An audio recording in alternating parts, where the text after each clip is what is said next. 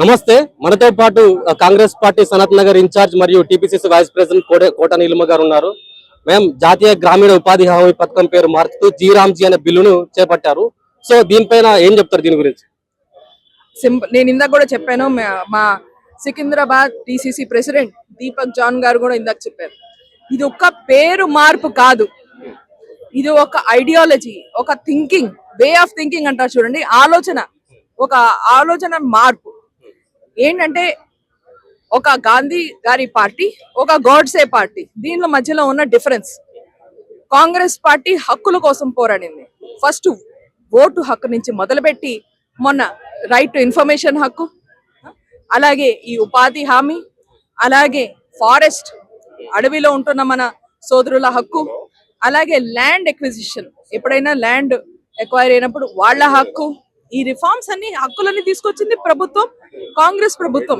2004 నుంచి 2014 దాకా సోనియమ్మ ఆధ్వర్యంలో ప్రైమ్ మినిస్టర్ మన్మోహన్ సింగ్ గారు తీసుకొచ్చిన హక్కులు ఇవన్నీ ఎందుకు తీసుకురావడం జరిగింది?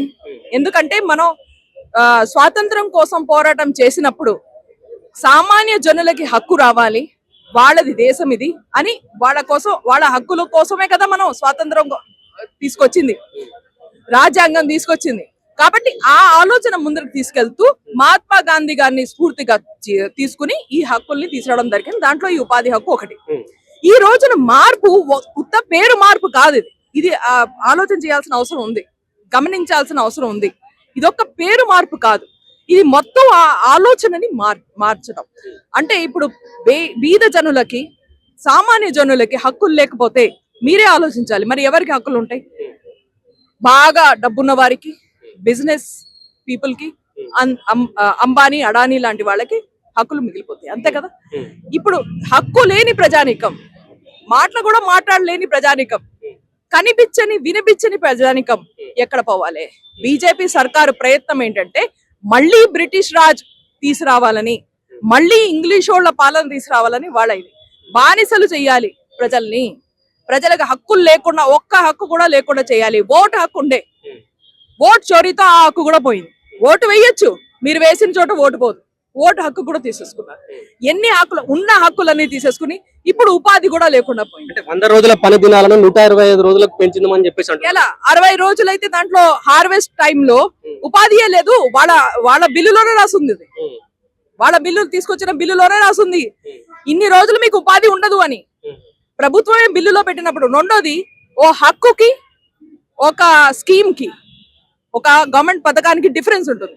హక్కు అంటే అది కాన్స్టిట్యూషన్ లో ఉన్న హక్కు, దానికి కోర్టుకు వెళ్ళినా ఎక్కడికి వెళ్ళినా అది ఒక హక్కు రూపంలో ఉంటుంది. గవర్నమెంట్ స్కీమ్ అంటే చేయొచ్చు, చేయకపోవచ్చు, ఆర్థికంగా మనకి డబ్బులు ఉన్నప్పుడు చేయొచ్చు, లేనప్పుడు అది అలా ఉంటుంది. There is a difference. So మీరు హక్కుని తీసేసి దాన్ని పథకం చేసినప్పుడు అక్కడే దాన్ని మీరు చంపేశారు, ఆ హక్కుని తొలగించేశారు. ఇప్పుడు అలాంటి హక్కులు బీద జనులను తీసేసుకుంటే కాంగ్రెస్ పార్టీ చూస్తూ ఊరుకుంటుందా?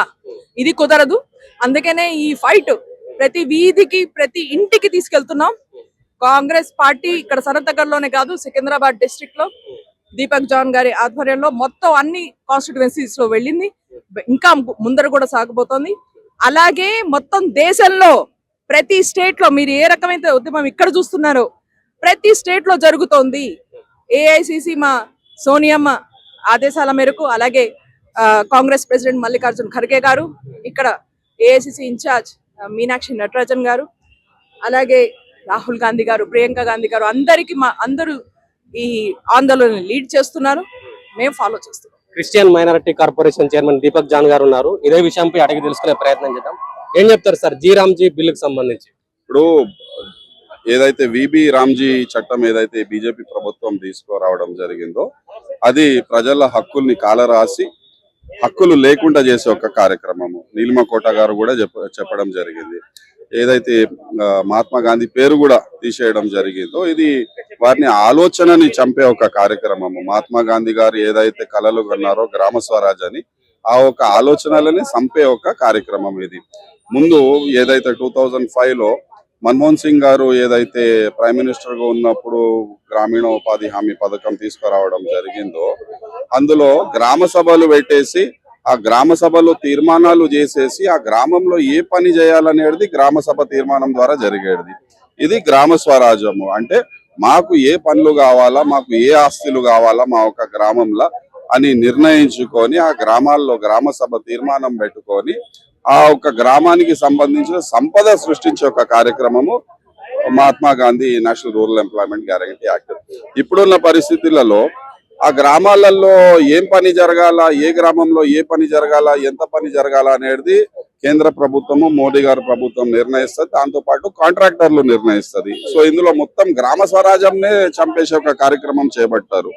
సో ప్రజలు హక్కు కోల్పోయారు దాంతో. అదే విధంగా మహాత్మా గాంధీ గారిని ఎవరు హతమార్చారు? ఆర్ఎస్ఎస్ గౌడ్సే వాళ్ళు హతమార్చారు. అంటే వీళ్ళకు మహాత్మా గాంధీ గారి పైన ఉన్న చిత్తశుద్ధి మనకి ఇందులోనే కనబడుతుంది. ఎక్కడ గాంధీజీ పేరు కనబడొద్దు. ఓన్లీ గోడ్సే, సవర్కర్ ఎవరైతే దేశద్రోహులు ఉన్నారో వాళ్ళ పేర్లే, ఎవరైతే బ్రిటిష్ వాళ్ళకు బూట్లు నాకేసి మన స్వతంత్ర పోరాటంలో పనిచేయలేరు వాళ్ళ పేర్లే ఉండాలా అని ఈ యొక్క భావజాలం. ముఖ్యంగా రాహుల్ గాంధీ గారు రాజ్యాంగం చేతులు పట్టుకొని కేంద్రం రాజ్యాంగాన్ని కాలరాస్తుందని పెద్ద ఎత్తున ప్రచారం చేస్తున్నాడు. అది ఎంతవరకు నిజం అసలు? వాస్తవంగా నిజమే కదా. ఇప్పుడు రాజ్యాంగము కల్పించిన హక్కు పార్లమెంట్ లో చట్టం పాస్ చేసేసి ఒక ఉపాధి హామీ అనే చట్టము తీసుకొని ఒక హక్కు ఇవ్వడం జరిగిందో దాన్నే మీరు కాలరాస్తారు. అలాంటి ఎన్నో హక్కులు కాంగ్రెస్ పార్టీ ఇవ్వడం జరిగింది. రైట్ టు ఇన్ఫర్మేషన్ అయినా కానీ, ఫుడ్ సెక్యూరిటీ యాక్ట్ అయినా కానీ, దాంతో భాగంగా రైట్ టు వర్క్ అయినా కానీ, ఇలాంటి హక్కులు కల్పించే ఒక పార్టీ సిద్ధాంతము కాంగ్రెస్ పార్టీ. ఈ యొక్క హక్కులను హరించే ఒక కార్యక్రమము ఈ యొక్క బీజేపీ ప్రభుత్వం చేస్తుందని ఈ సందర్భంగా మీకు చాలా క్లారిటీగా మేము తెలియపరుస్తున్నాం.